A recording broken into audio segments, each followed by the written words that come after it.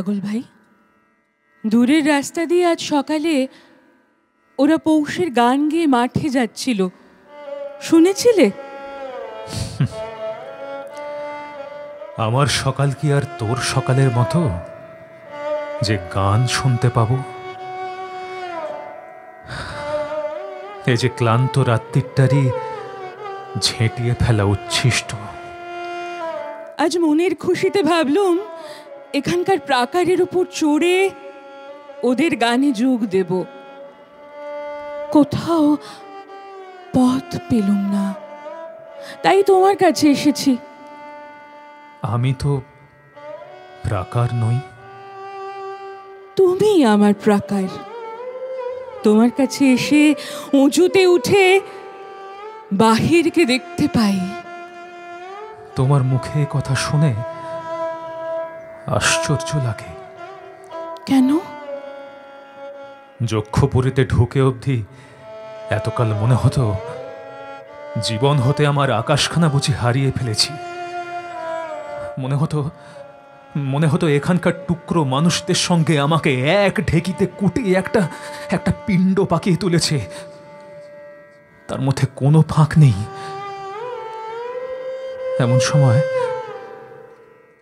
এমন সময় তুমি এসে আমার মুখের দিকে এমন করে চাইলে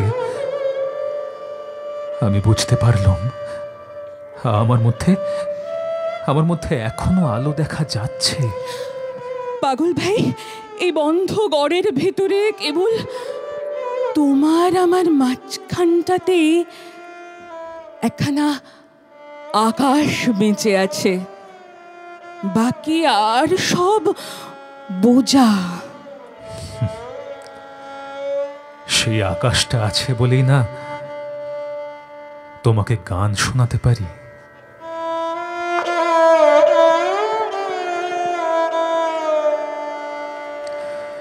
তোমায় গান শোনাবো, তাই তো আমায় জাগিয়ে রাখো। ওগো ঘুম ভাঙানিয়া,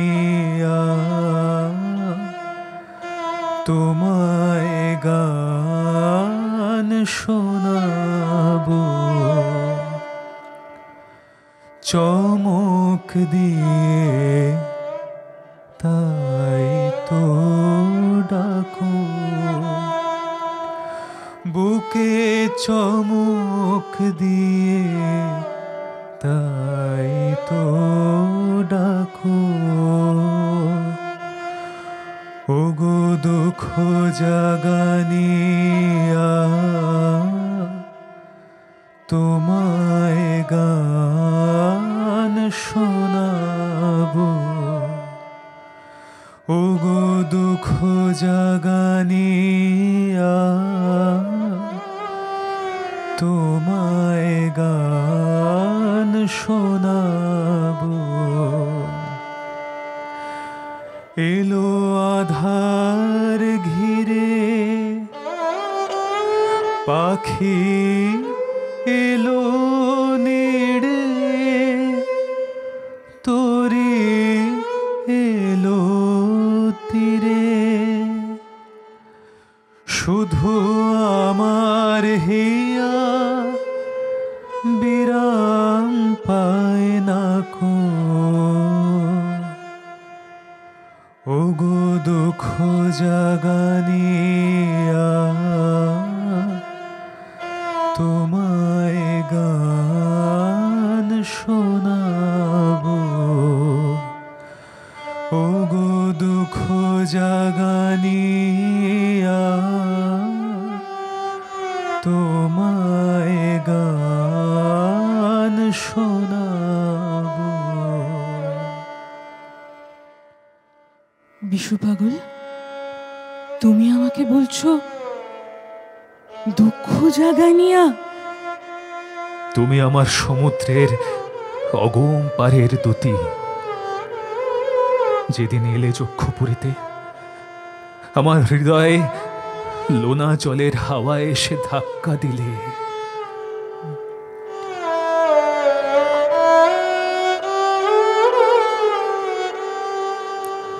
আমার কাজের মাঝে মাঝে কান্না ধারার দুলা তুমি থামতে দিলে না যে। আমার কাজের মাঝে মাঝে আমায় পরশ করে প্রাণ সুধায় ভরে তুমি যাও যে সরে। বুঝি আমার ব্যথার আড়ালেতে দাঁড়িয়ে থাকো। ওগো দুঃখ জাগানিয়া তোমায় গান শোনাবো। ওগো দুঃখ জাগানিয়া তোমায় গান শোনাবো। তোমাকে একটা কথা বলি পাগল, যে দুঃখটির গান তুমি গাও আগে আমি তার খবর পাইনি। কেন? রঞ্জনের কাছে? না, দুই হাতে দুই দাঁড় ধরে সে আমাকে তুফানের নদী পার করে দেয়। বুনো ঘোড়ার কেশর ধরে আমাকে বনের ভিতর দিয়ে ছুটিয়ে নিয়ে যায়। লাভ দেওয়া বাঘের দুই ভুরুর মাঝখানে তীর মেরে সে আমার ভয়কে উড়িয়ে দিয়ে হা হা করে হাসে। আমাদের নাগাই নদীতে ঝাঁপিয়ে পড়ে স্রোতটাকে যেমন সে তোল পাড় করে, আমাকে নিয়ে তেমনই সে তোল পার করতে থাকে। প্রাণ নিয়ে সর্বস্ব পণ করে সে হার জিতের খেলা খেলে। সেই খেলাতেই আমাকে জিতে নিয়েছে। একদিন তুমিও তো তার মধ্যে ছিলে, কিন্তু কি মনে করে বাজি খেলার ভিড় থেকে একলা বেরিয়ে গেলে? যাওয়ার সময় কেমন করে আমার মুখের দিকে তাকালে বুঝতে পারলুম না। তারপরে কত কাল খোঁজ পাইনি। কোথায় তুমি গেলে বলো তো?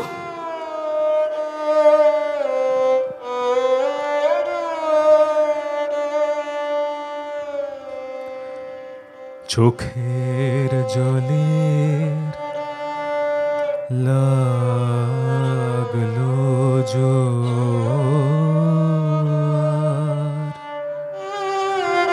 দুঃখের পারাবারে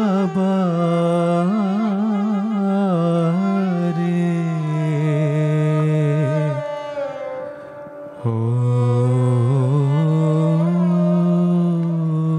চাঁদ। হলো কানায় কানায় কানা কানি, এই পারে ওই পারে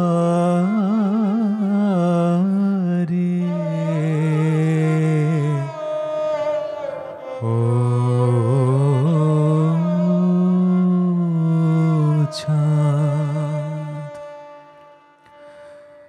আমার তরি ছিল চেনার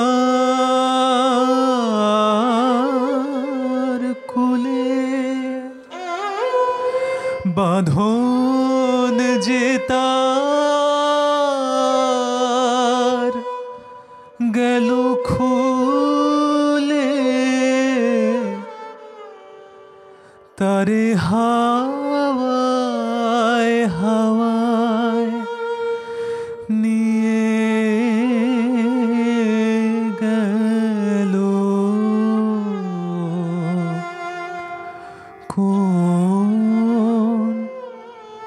চেনার ধারে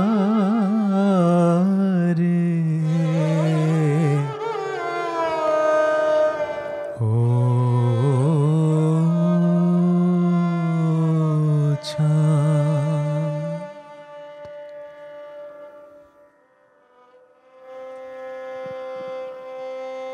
রক্তকরবীতে অধ্যাপকের একটি সংলাপে আছে, ওই দেখতে পাচ্ছ কে যাচ্ছে? ধানি রঙের কাপড় পরা নন্দিনী তখন পৃথিবীর প্রাণ ভরা খুশিখানা নিজের সর্বাঙ্গে টেনে নিয়ে দূর পথে চলে যাচ্ছে। পৃথিবীর খুশি আপন শরীরে বহন করে নন্দিনী তখন মুহূর্ত মধ্যে জেগে ওঠে নবপুরাণ হয়ে। খুব ভিন্ন এক প্রসঙ্গে মানুষের তিনটি জন্মভূমির কথা বলেছিলেন রবীন্দ্রনাথ মানুষের ধর্ম বইটিতে। তার প্রথম বাসস্থান পৃথিবীলোক, দ্বিতীয় ভূমি স্মৃতি জগৎ, আর তৃতীয় জন্ম যেন আত্মিক নিখিলে। এই তিন জগৎ কিন্তু একত্র জড়িত। মানুষ তার মুক্তি জানে কেবল ত্রিজাগতিক সমন্বয়ে। রবীন্দ্রনাথের নাটকও জন্মায় এই ত্রিলোকে, একটি অতি নির্দেশিত স্থানকালে বিন্যস্ত তার ঘটনা জগৎ, কিন্তু সে পৌঁছে দেয় নিবিড় কোনো আত্মিক চেতনায়। আত্মভূমি বস্তুভূমি এইভাবে দুই প্রান্ত টান করে ধরে তার মধ্যবর্তী যোগের পথ তৈরি রাখে লোকস্মৃতি। নমস্কার। খাপছড়া নিবেদিত প্রভাত উৎসবের একেবারে অন্যরকম একটি পর্ব আজকে সকালটা খুব ভালো লাগায় মিশেছিল, জড়িয়েছিল। আমাদের প্রাণের নাটকের সংলাপ এবং গানের সঙ্গে শুরু হলো রক্তকরবী থেকে। রবীন্দ্রনাথ ঠাকুরের রক্তকরবীর একটি ছোট্ট অংশ বিশেষ আমরা পাঠ করলাম। আমরা কারা? আমাকে তো আপনারা চেনেনি, কিন্তু আজকে যার সঙ্গে পরিচয় করাবো তাকেও আপনারা বিশেষভাবে চেনেন। সঙ্গীতে তো বটেই, কিন্তু মঞ্চে নাটকেও অভিনেতা হিসেবেও। বিশেষ করে রবীন্দ্র নাটকে তার অদ্ভুত এক পারদর্শিতা। আমাদের সঙ্গে রয়েছেন প্রসূন। নমস্কার এবং স্বাগত তোমাকে। নমস্কার, তোমাকেও অনেক ধন্যবাদ। এখানে আসতে পেরে খুব ভালো লাগছে। ভীষণ সুন্দর সাজানো গোছানো একটা স্টুডিও। প্রিয়ঙ্করদাকে অনেক ধন্যবাদ আমাকে আজকে এখানে গাওয়ার সুযোগ করে দেওয়ার জন্য। আমার সাথে যারা বাজাবেন আজকে আমার সহশিল্পী এবং বাদ্যযন্ত্রী যারা আছেন তাদের আমার নমস্কার। হ্যাঁ, আমরা রক্তকরবী দিয়ে শুরু করলাম। হ্যাঁ, তো আজকে আমরা নাটককে কেন্দ্র করেই আরও আজকের পর্বটা ভেবেছি, তার কারণ তুমি আমাদের সঙ্গে আছো। সেই কারণেই আমাদের হঠাৎ করেই এই ভাবনাটা যে সংলাপে গানে একটুখানি মিশে থাকতে পারি আমরা। আর সেই জন্যে আজকের পর্বটা কিন্তু রবীন্দ্র নাটকের গান এই দিয়েই সাজানো হয়েছে। রবীন্দ্র নাটকের কথা বললেই শুরুর দিকের নাটকের কথা মনে পড়ে, মায়ের খেলা। আমরা গান শুনতে শুনতে আরও কথা এগোবো। মায়ের খেলার একটা গান শুনি। মায়ের খেলার একটা গান, যে গানটা আমি ভেবেছি। নাটকে 3 পুরুষ চরিত্র, অমর, অশোক এবং কুমার, এই 3 জন মিলে গানটা অনস্টেজ গায়। গান, তবে এটা পুরোটাই ডায়ালগ, ওদের মধ্যে কথোপকথন, সেটাই সুরে বলছে ওরা।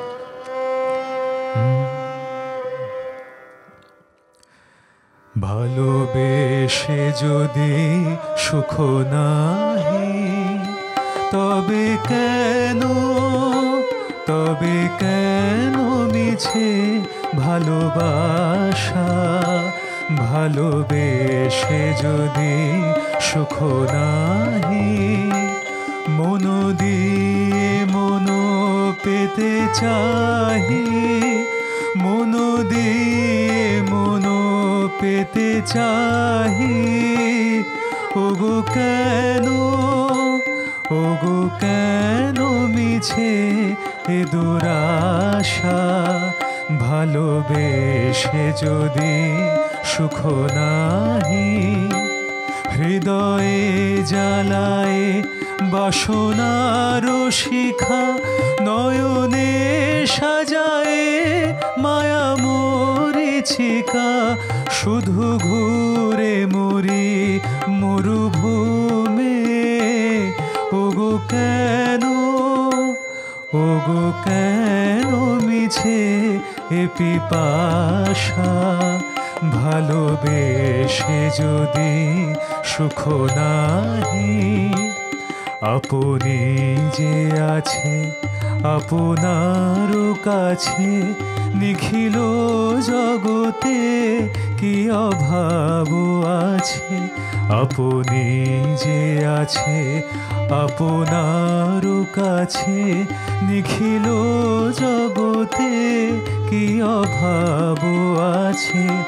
আছে মন্দ সমীরণ পুষ্প বিভূষণ, কোকিল কুঞ্জিত কুঞ্জ, বিশ্ব চরাচর লুপ্ত হয়ে যায়, একই ঘোর প্রেম অন্ধরাহ প্রায়, জীবন যৌবন গ্রাসে।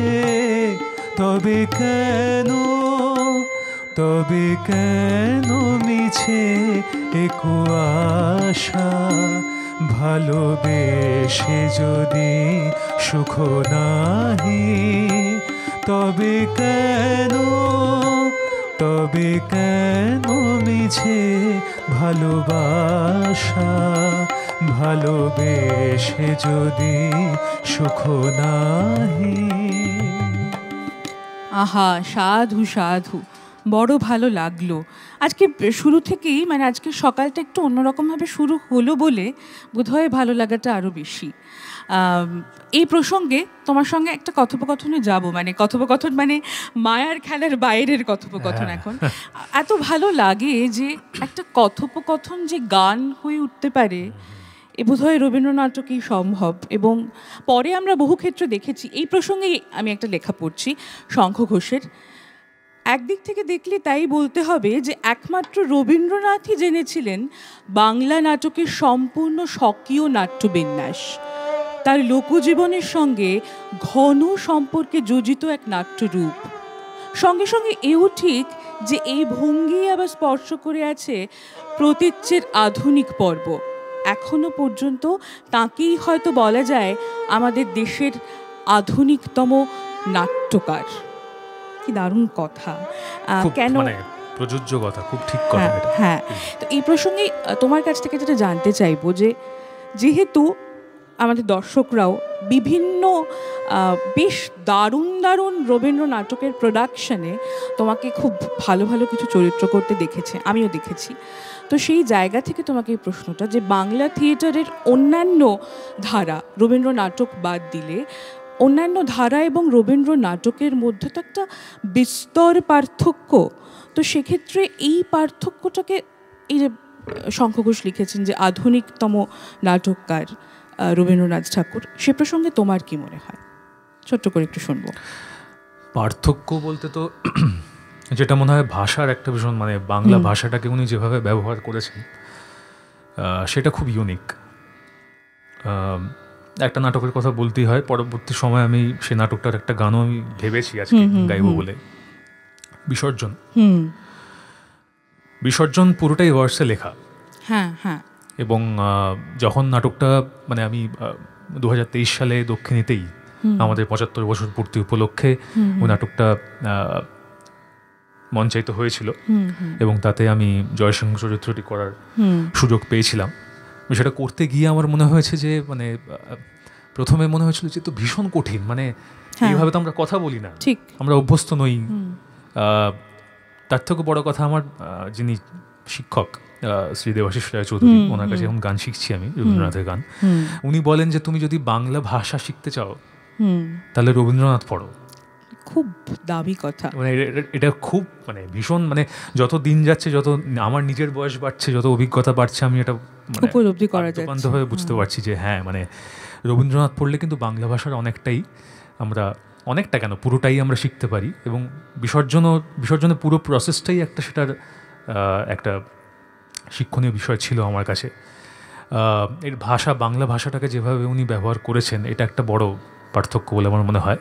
বিভিন্ন অন্য নাট্যকাররাও যে মানে তাদের নিজেদের মতন করে বাংলা ভাষাটাকে রেখেছেন, প্রয়োগ করেছেন। কিন্তু এই যে প্রসঙ্গটা বললে যে ভার্সে লেখা, ভার্স নাটকের ক্ষেত্রে কিন্তু আমার মনে হয় যে রবীন্দ্রনাথের যে প্রয়োগ ভাষার, সেটা সত্যি অন্য কোথাও এখন অবধি কিন্তু পাওয়া যায় না সেভাবে দেখতে গেলে, তাই না? এখন অবধি আমারও তাই মনে হয়, যতটুকু আমি জেনেছি, শিখছি, আমারও সেটাই মনে হয়। আমিও একমত এই বিষয়টার সাথে যে হ্যাঁ, আমরা এই প্রসঙ্গে থাকবো, আমরা আরো গল্প করব, তবে আরেকটা গান শুনি। এর পরের গানটা হচ্ছে সাপমোচন নৃত্যনাট্যে। নাটকে কমলিকা, যিনি প্রধান নারী চরিত্র, এবং প্রধান পুরুষ চরিত্র অরুণেশ্বরের কাছে কমলিকার ছবি এসে পৌঁছেছে। কমলিকার ছবিটা দেখতে দেখতে অরুণেশ্বরের পূর্বজন্মের কথা মনে পড়ে, স্মৃতিতে আসছে। গানটার মধ্যে সেটা আমরা পাবো আর কি। কথাগুলো যদি পরিষ্কারভাবে ভালোভাবে আমরা শুনি, এটা পাবো। যাই, হ্যাঁ, শুনবো।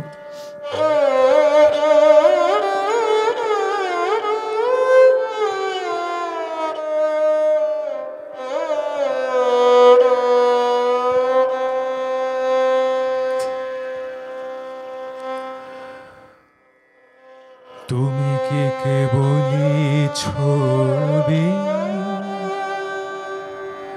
শুধু পটে লেখা,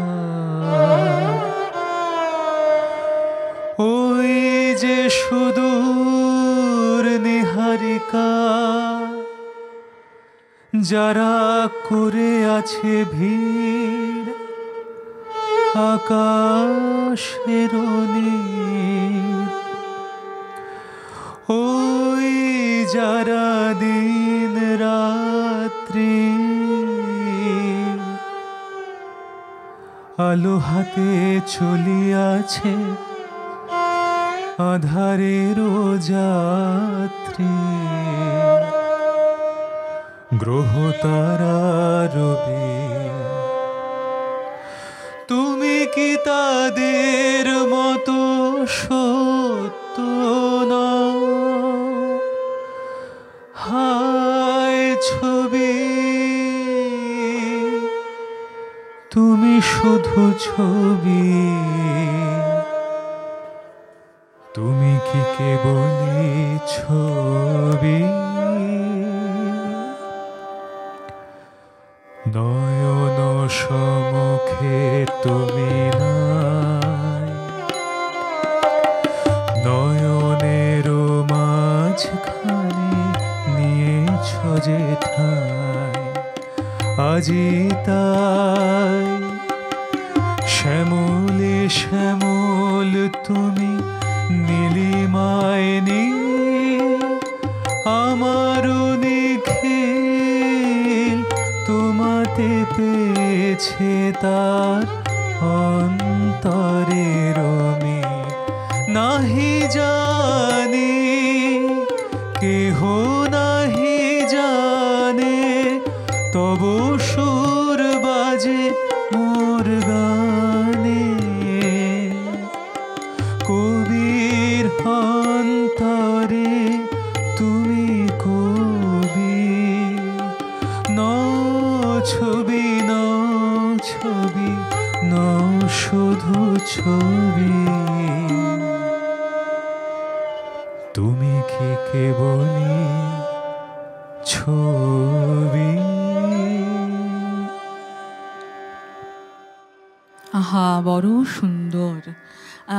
এই গানটা শুনতে শুনতে আমার যেটা মনে হচ্ছিল যে গানের সূত্রে নাট্যের মালা, অর্থাৎ রবীন্দ্রনাথের নাটকে সঙ্গীতের কি অপরিসীম এবং অসম্ভব সুন্দর এবং অপরিহার্য প্রয়োগ। এই যে তুমি যে প্রশ্নটা আমায় করলে এর আগে যে পার্থক্যটা কোথায়, এটা একটা ভীষণ বড় পার্থক্য। যে গান, কথা, গানের সুরের আঙ্গিকে উনি যেভাবে প্রত্যেকটা নাটকের মালাগুলো গেঁথেছেন, সেটা তো মানে ইটস ভেরি ইউনিক, একদম ভীষণ ইউনিক।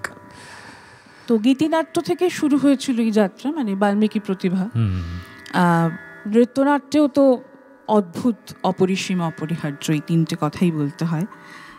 নৃত্যনাট্যের ওই জাতীয় কিছু গান শুনতে পারি আমরা? এটা মানে সাপমোচন যেটা শোনালাম সেটা, হ্যাঁ হ্যাঁ সেটা অবশ্যই। এরপরে তাসের দেশে একটা গান, ভীষণ মানে নাটকটাই ভীষণ ইন্টারেস্টিং, তাসের দেশ।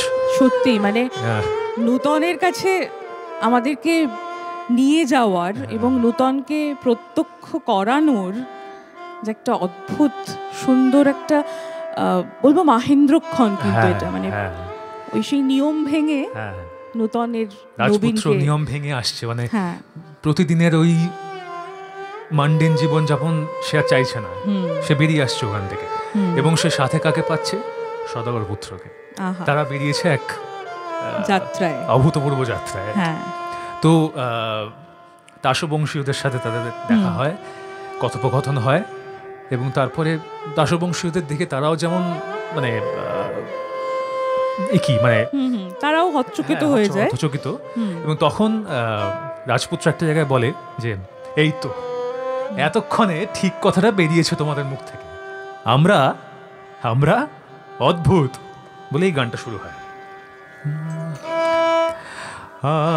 আমরা নূতন যৌবনের দূত, আমরা নূতন যৌবনের দূত, আমরা চঞ্চল, আমরা অদ্ভুত, আমরা নূতন যৌবনের দূত, আমরা বেড়া ভাঙি, আমরা অশোক বনের রাঙা নেশায় রাঙি, আমরা বেড়া ভাঙি, আমরা অশোক বনের রাঙা নেশায় রাঙি, ঝঞ্ঝারো বন্ধন ছিন্ন করে দি, আমরা বিদ্যুৎ, আমরা চঞ্চল, আমরা অদ্ভুত, আমরা নূতন যৌবনের দূত, আমরা করি ভুল অগাধ জলে, ঝাঁপ দিয়ে জুঝিয়ে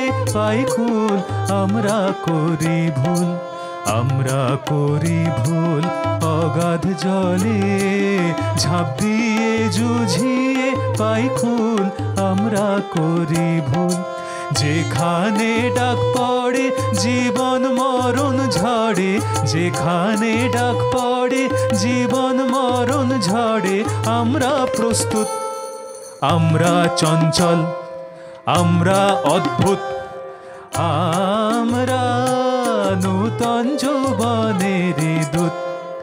আমরা প্রসঙ্গে একদম প্রথমে যে প্রসঙ্গটা কথা বলছিলাম, যে প্রসঙ্গে কথা বলছিলাম, যে রবীন্দ্র নাটক এবং অন্যান্য নাটকের পার্থক্য, সেটা প্রসঙ্গে আমার আরেকটা বিষয় খুব মনে হচ্ছে, রূপক নাটক খুব কিন্তু গুরুত্বপূর্ণ, ভীষণ ভীষণ গুরুত্বপূর্ণ। এবং হ্যাঁ বলো না, তুমি বলো। রূপক নাটকের সূত্র ধরে আমার অনেকগুলো নাটকের কথা পরপর মনে পড়ছে। তার মধ্যে প্রথম যেটা মনে পড়ছে, আমরা এর আগে অনেকগুলো এপিসোডে রূপের মাঝে রূপাতীত এই প্রসঙ্গ নিয়ে এমনি গল্প করেছি, কিন্তু নাটক প্রসঙ্গে এই কথাটা আসেনি। আমার খুব রাজা নাটকের কথা মনে পড়ছে এই প্রসঙ্গে। আর মানে কি ভীষণ অদ্ভুত, মানে এই সাপমোচন, যে সাপমোচনের গানটা গাইলাম, এখানেও কিন্তু ওই মিলেমিশে যাচ্ছে কিন্তু বিষয়টা। হ্যাঁ, একেবারেই তাই। যে যাই হোক, আমরা যাই একটা পোর্শন যাই, ওখানেই রাজার একটা ভীষণ গুরুত্বপূর্ণ মানে ডায়ালগ আছে, রাজা বলছে, ওই একটা লাইনই বোধহয় পুরো নাটকটাকে বুঝিয়ে দেয়, ব্যাখ্যা করে দেয়। হ্যাঁ হ্যাঁ, ঠিক আছে। আবার একটুখানি আপনাদের জন্য অন্যরকম একটা নিবেদন।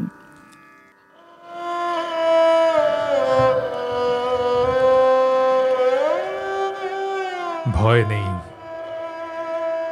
তোমার ভয় নেই, আগুন এ ঘরে এসে পৌঁছবে না। ভয় আমার নেই, কিন্তু লজ্জা, লজ্জা যে আগুনের মতো আমার সঙ্গে সঙ্গে এসেছে, আমার মুখ, চোখ, আমার সমস্ত হৃদয়টাকে রাঙা করে রেখেছে। এ দাহ মিটতে সময় লাগবে। কোনোদিন মিটবে না, কোনোদিন মিটবে না। হতাশ হও না রানী।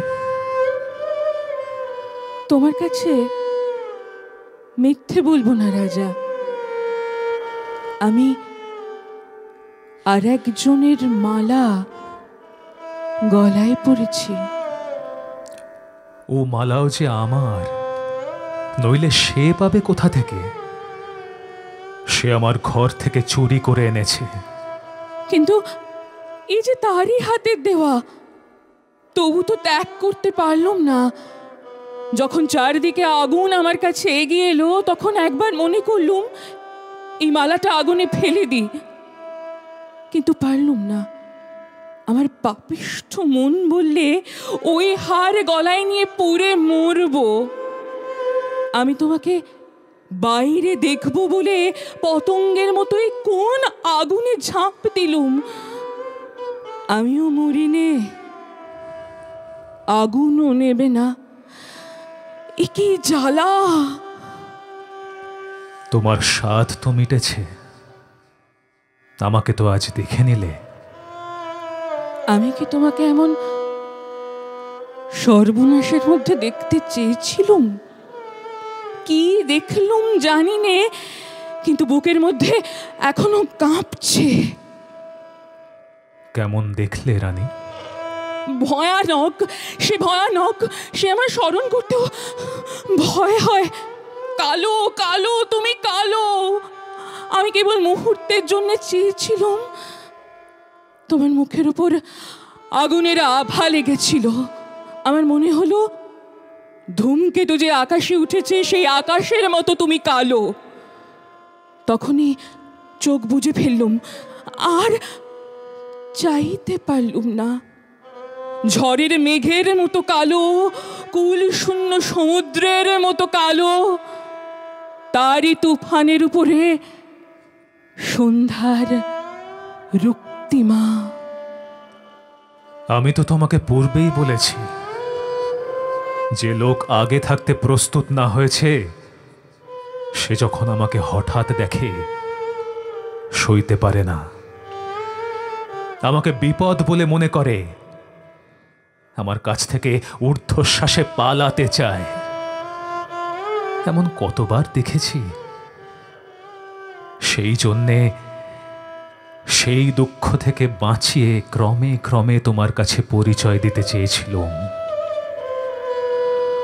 কিন্তু পাপ এসে সমস্ত ভেঙে দিলে। এখন আর যে তোমার সঙ্গে তেমন করে পরিচয় হতে পারবে, তা মনে করতেও পারিনি। হবে রানী, হবে। যে কালো দেখে আজ তোমার বুক কেঁপে গেছে, সেই কালোতেই একদিন তোমার হৃদয় স্নিগ্ধ হয়ে যাবে। নইলে নইলে আমার ভালোবাসা কিসের?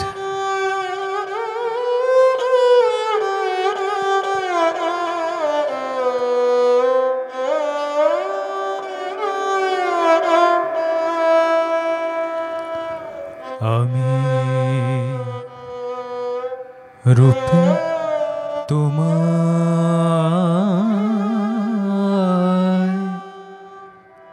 ভোলাবো না,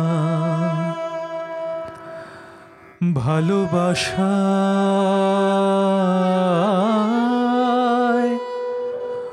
ভোলাবো আমি হাত দিয়ে দ্বার খুলবো না গো,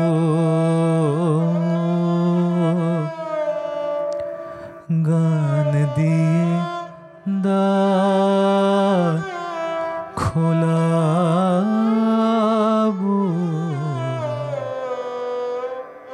রূপে তোমার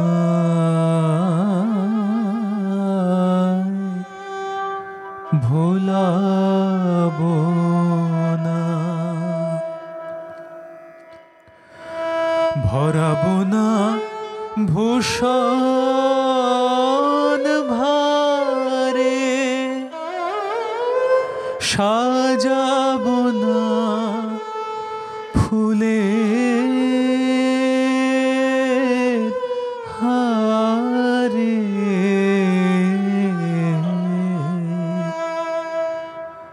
প্রেম আমার মালা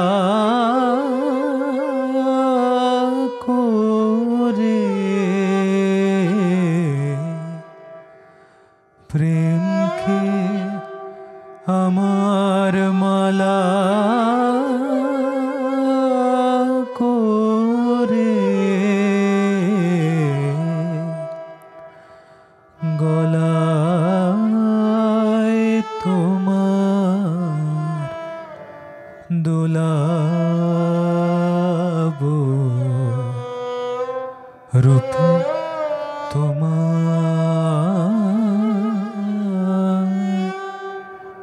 ভোলাবো না,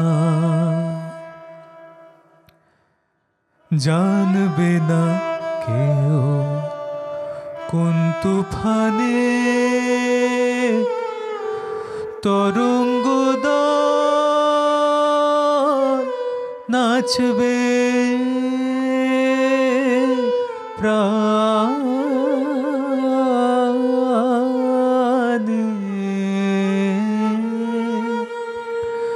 জানবে না কেউ কোন তুফানে তরঙ্গ দল নাচবে প্রাণে,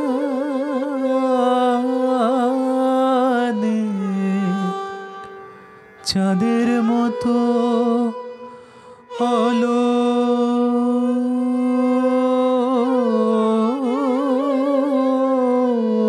অলোক টানে, চাঁদের মতো অলোক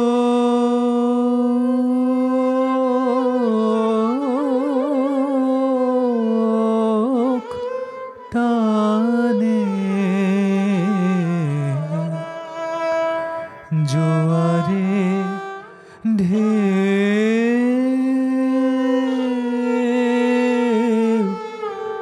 তোলাবো, রূপে তোমার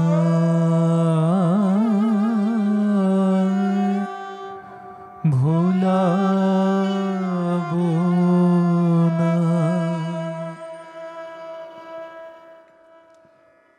কিছু কিছু গান আছে যে গানগুলোর পরে না খুব বেশি কথা বলতে ইচ্ছে করে না।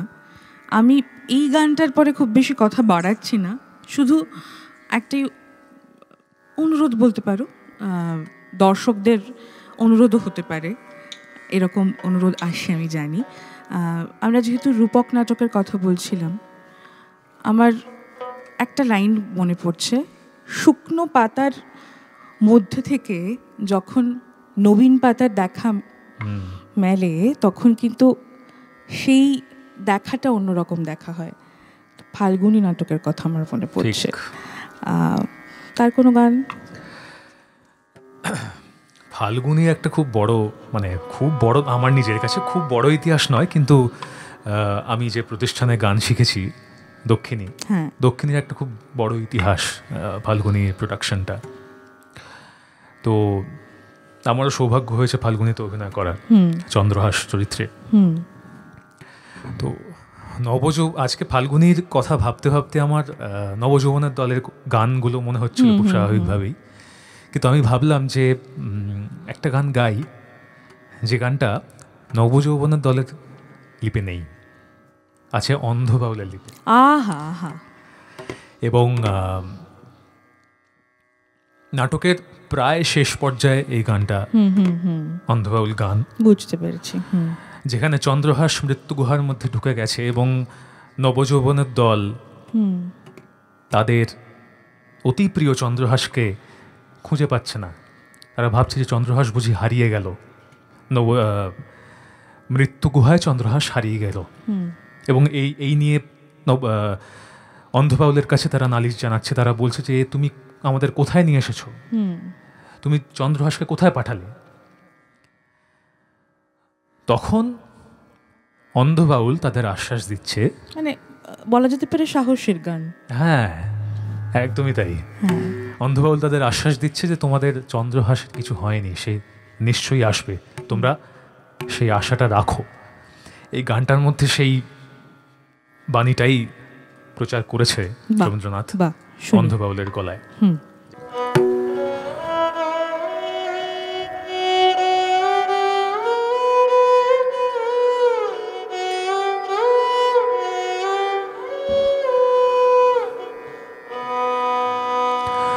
হবে জয়, হবে জয়, হবে জয় রে, ওহে বীর হে নির্ভয়, হবে জয়, হবে জয়, জয়ী প্রাণ চির প্রাণ, জয়ী রে আনন্দ গান, জয়ী প্রেম, জয়ী খেম, জয়ী জ্যোতির্ময় রে, ও হে বীর হে নির্ভয়, হবে জয়, হবে জয়, হবে জয় রে, ও হে বীর হে নির্ভয়, হবে জয়, হবে জয়, এ আধার হবে ক্ষয়, হবে ক্ষয় রে, ও হে বীর হে নির্ভয়, এ আধার হবে ক্ষয়, হবে ক্ষয় রে, ও হে বীর হে নির্ভয়, ছাড়ো ঘুম মেলো চোখ, অবসাদ দূর হোক, আশার অরুণালোক হোক অভ্যুদয় রে, ও হে বীর হে নির্ভয়, হবে জয়, হবে জয়, হবে জয় রে, ও হে বীর হে নির্ভয়, হবে জয়, হবে জয়।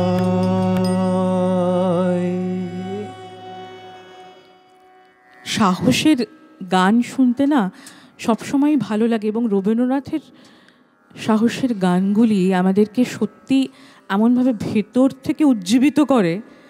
আর নাটকে গান, এই প্রসঙ্গে তো আমরা ছিলামই, কারণ আজকের তোমার এই কথাটা ধরে আমি একটা ছোট্ট কথা বলি, আমার একদম ব্যক্তিগত অভিজ্ঞতার কথা। আমি যে বললাম যে ফাল্গুনী নাটকে আমার অভিনয় করার সুযোগ হয়েছে, এবং নাটকের যে অংশটা আমি যে গানটা গাইলাম, সেই গানটা শেষ হচ্ছে এবং চন্দ্রহাস মৃত্যু গুহা থেকে বেরিয়ে আসছে। তো যে কটা অভিনয় আমি করার সুযোগ পেয়েছি, প্রত্যেকবার এটা হয়, ইনএভিটেবলি হয়, অন্ধ বাউল রস্ট্রমের ওপর দাঁড়িয়েই গানটা গাইছে, এবং আমি তখন প্রস্তুত হচ্ছি যে আমি চন্দ্রহাস হয়ে ঢুকবো এবার মৃত্যু গুহা থেকে বেরিয়ে। আমার পুরো সর্বশরীর আমার, মানে ওই যে যেটা বললে যে উজ্জীবিত, সেটাই হয়, এবং প্রত্যেকটা লোমকূপ আমার খাড়া হয়ে যায়, আমার শিহরণ হচ্ছে। তো এই গানটা আমি এই জন্য, আমার ভীষণ প্রিয় একটা গান, এবং গানটা যতবার হয় ততবার ওই অনুভূতিটা আমার হয় যে তখন যে চন্দ্রহাস হয়ে বেরিয়ে আসছি এক নতুন চন্দ্রহাস হয়ে, সেই বিষয়টা আমার মধ্যে শরীরী ভাষের মধ্যে থাকে। তো রবীন্দ্রনাথ সবই করে গেছেন, মানে প্লেটে করে সাজিয়ে দিয়ে গেছেন, সেটা শুধু আমাদের ঠিকভাবে সেই আহারটা গ্রহণ করতে হবে। ঠিকভাবে এই কথাটা কিন্তু খুব গুরুত্বপূর্ণ। এটা নিয়ে যদি এখন আজকে আলোচনা করি তাহলে আরে দীর্ঘ আলোচনা হয়ে যাবে, তো সে প্রসঙ্গে যাচ্ছি না। রবীন্দ্রনাথ ঠাকুর আবার আমাদের পরিমিতি বোধটাও শিখিয়েছেন। সেই জন্যে সরাসরি বলবো যে তুমি বিসর্জনের কথা বলছিলে যে তোমার তালিকাভুক্ত আছে আজকের গানের ক্ষেত্রে, তো আমরা বিসর্জন নাটকের কোনো একটা গান শুনি, কারণ আমরা ধীরে ধীরে ওই মানে পরিমিতির দিকে, মানে সময়টা শেষ হয়ে আসছে। বিসর্জনে যে গানটা আমি আজকে গাইবো বলে ঠিক করেছি, সেই গানটা অবশ্যই জয়সিংহর গলায়। নাটকের এমন একটা পর্যায়ে জয়সিংহ এই গানটা গাইছে যখন জয়সিংহ একজন পুরোহিতের কুড়িয়ে পাওয়া ছেলে, এবং সে ছোট থেকেই সেই পুরোহিত যে কিনা তার বাবা, তাকে মা কালীর আরাধনা করতে দেখে এসেছে, এবং তার কাছে মা কালী হচ্ছে তার মা, তার জগৎ। হঠাৎ করেই এমন কিছু কিছু ঘটনাবলী ঘটতে থাকে যার ফলে এতদিনে তার এই বিশ্বাস, তার এই আরাধনা, তার এই ভালোবাসা, তাতে আঁচ আসতে শুরু করে, সেই বিশ্বাসে আঁচ আসতে শুরু করে। তখন সে একাকী এক রাত্রে মন্দিরের পাশে বসে মা কালীকে উদ্দেশ্য করে এই গানটা গাইছে। আহা,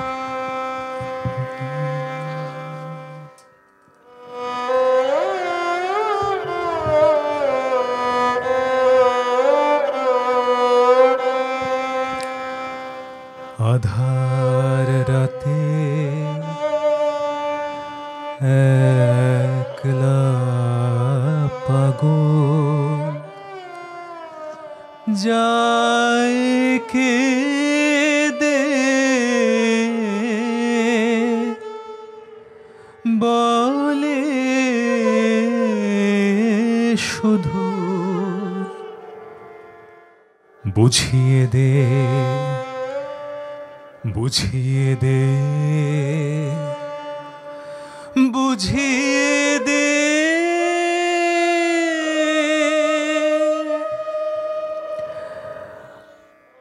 আমি যে তোর আলোর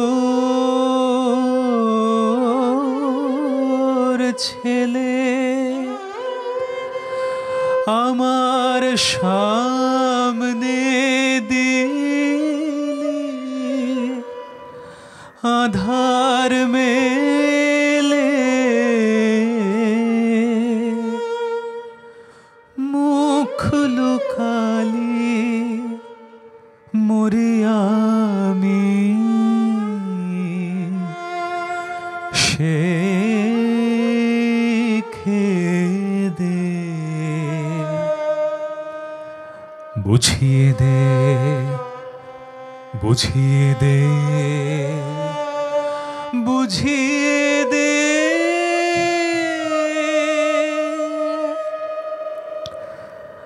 অন্ধকারে হস্তরবির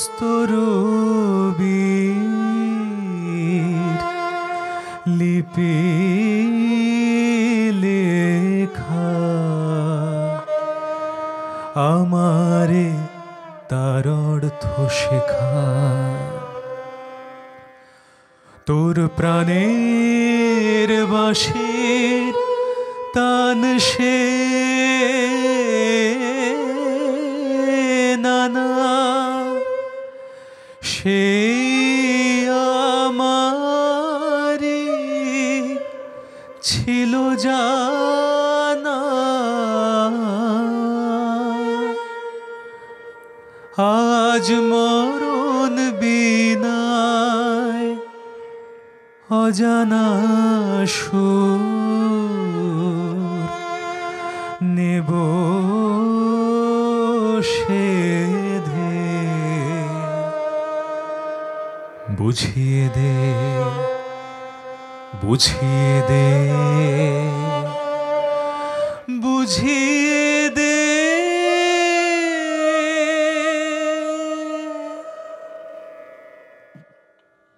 অসাধারণ, অসাধারণ। নাটকে এই দৃশ্যটি আমার মনে পড়ে গেল গানটা শুনতে শুনতে। কিন্তু সময়টা শেষ হয়ে আসছে, তাই জন্যে রেশ ধরেই শেষ করব। কিন্তু কিছু কিছু পর্ব থাকে না যে নিজের মনের খুব কাছাকাছি হয়। আসলে যেহেতু ঘটনাচক্রে নাটকটা আমারও বিষয় পড়াশোনার, সেই জন্য অদ্ভুত একটা আবেগের যোগাযোগ আছে এই পর্বটির সঙ্গে। খুব ভালো লাগলো। এবং ছোট্ট একটা কথা বলে তোমার গান দিয়েই আজকের পর্ব শেষ করব। এই কথাটা না বললে বোধহয় রবীন্দ্র নাটক এবং রবীন্দ্র নাটকের গান ইত্যাদি এই বিষয়ের যে পর্ব সেটা অসমাপ্ত থেকে যাবে। অচলায়তনের দর্ভকপল্লীর আবাসিকেরা মাটির কাছাকাছি চলে যায়।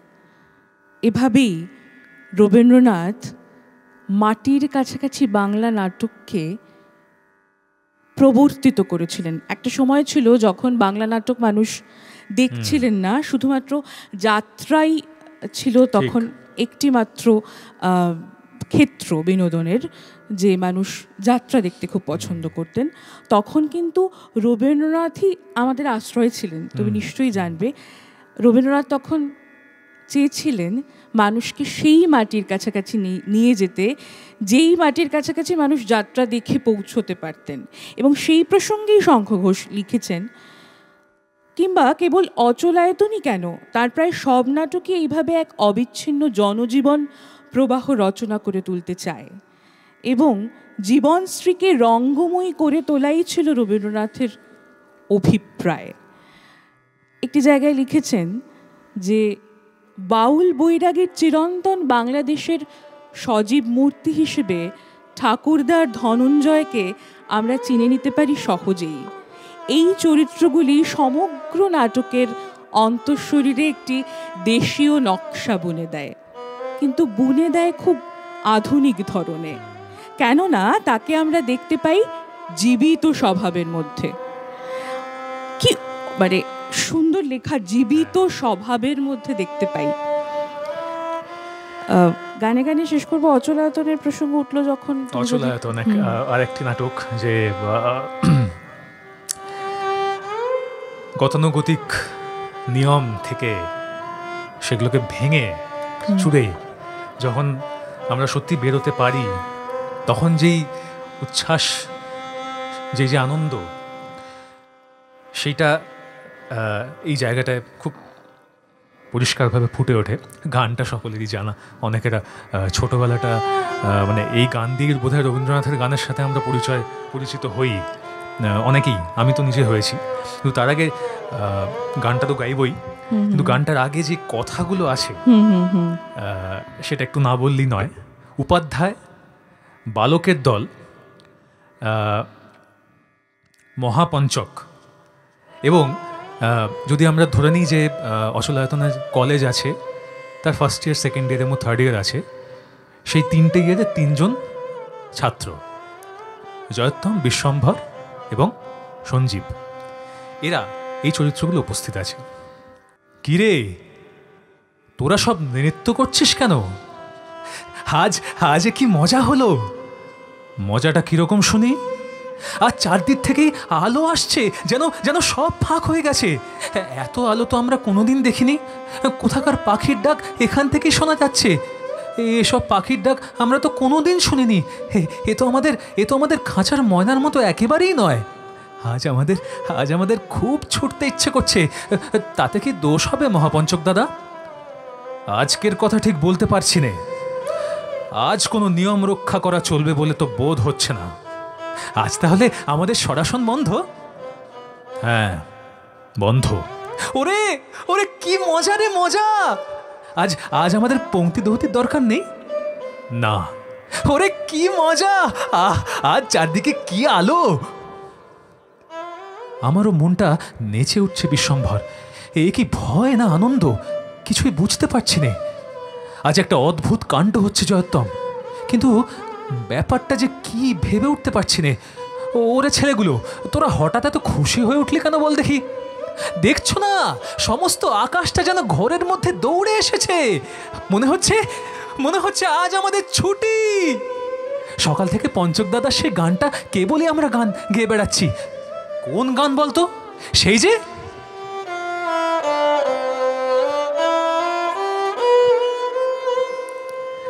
আলো আমার আলো, ওগো আলো ভুবন ভরা, আলো নয়ন ধোয়া আমার আলো হৃদয় হরা। আলো আমার আলো, ওগো আলো ভুবন ভরা, আলো নয়ন ধোয়া আমার আলো হৃদয় হরা। নাচে আলো নাচে ও ভাই আমার প্রাণের কাছে, বাজে আলো বাজে ও ভাই হৃদয় বিনার মাঝে। জাগে আকাশ ছোটে বাতাস আসে সকল ধরা। আলো আমার আলো, ওগো আলো ভুবন ভরা, আলো নয়ন ধোয়া আমার আলো হৃদয় হরা। আলোর স্রোতে পাল তুলেছে হাজার প্রজাপতি, আলোর ঢেউয়ে উঠল নেচে মল্লিকা মালতী। আলোর স্রোতে পাল তুলেছে হাজার প্রজাপতি, আলোর ঢেউয়ে উঠল নেচে মল্লিকা মালতী। মেঘে মেঘে সোনা ও ভাই যায় না মানিক গোনা, পাতায় পাতায় হাসি ও ভাই পুলক রাশি রাশি। সুর নদীর কুল ডুবেছে সুধা নিঝর ঝরা। আলো আমার আলো, ওগো আলো ভুবন ভরা, আলো নয়ন ধোয়া আমার আলো হৃদয় হরা। আলো আমার আলো, ওগো আলো ভুবন ভরা, আলো নয়ন ধোয়া আমার আলো হৃদয় হরা।